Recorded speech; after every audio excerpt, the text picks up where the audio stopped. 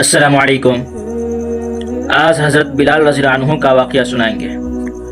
حضرت بلال رضی اللہ عنہ کا اسلام اور مسائل۔ حضرت بلال حبشی رضی اللہ عنہ مشہور صحابی ہیں جو مسجد نبوی کے ہمیشہ مؤذن رہے۔ شروع میں ایک کافر کے غلام تھے، اسلام لے آئے جس کی وجہ سے طرح طرح کی تکلیفیں دی جاتی تھیں۔ امیہ بن خلف جو مسلمانوں کا سخت دشمن تھا، ان کو سخت گرمی میں دوپہر کے وقت تپتی ہوئی ریت پر سیدھا لٹا کر ان کے سینے پر پتھر کی بڑی چٹان رکھ دیتا تھا تاکہ وہ حرکت نہ کر سکیں، اور کہتا تھا کہ یہ اس حال میں مر جائیں اور زندگی چاہیں تو اسلام سے ہٹ جائیں، مگر وہ اس حالت میں بھی احد احد کہتے تھے، یعنی معبود ایک ہی ہے۔ رات کو زنجیروں میں باندھ کر کوڑے لگائے جاتے تھے اور اگلے دن ان زخموں کو گرم زمین پر ڈال کر اور زیادہ زخمی کیا جاتا تھا تاکہ بے قرار ہو کر اسلام سے پھر جائیں یا تڑپ تڑپ کر مر جائیں۔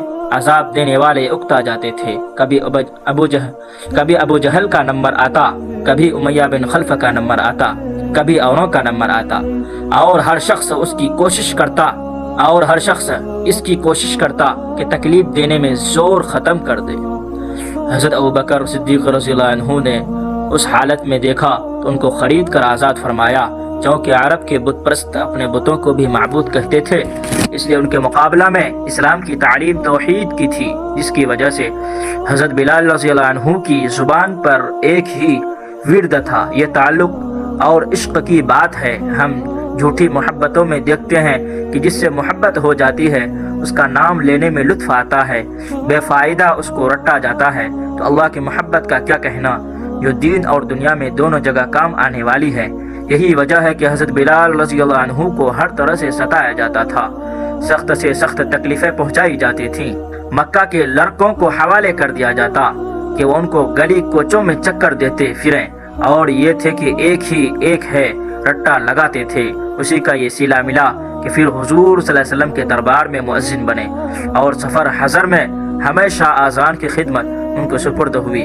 حضور صلی اللہ علیہ وسلم کے وصال کے بعد مدینہ طیبہ میں رہنا اور حضور صلی اللہ علیہ وسلم کی جگہ کو خالی دیکھنا مشکل ہو گیا، اس لیے ارادہ کیا کہ اپنی زندگی کے جو دن ہیں جہاد میں گزار دوں، اس لیے جہاد میں شرکت کی نیت سے چل دیے۔ ایک عرصہ تک مدینہ منورہ لوٹ کر نہیں آئے۔ ایک مرتبہ حضور صلی اللہ علیہ وسلم کے خواب میں زیارت کی۔ حضور صلی اللہ علیہ وسلم نے فرمایا، بلال یہ کیا ظلم ہے، ہمارے پاس کبھی نہیں آتے۔ تو آنکھ کھلنے پر مدینہ طیبہ حاضر ہوئے۔ حضرت حسن اور حضرت حسین رضی اللہ عنہ نے اذان کی فرمائش کی۔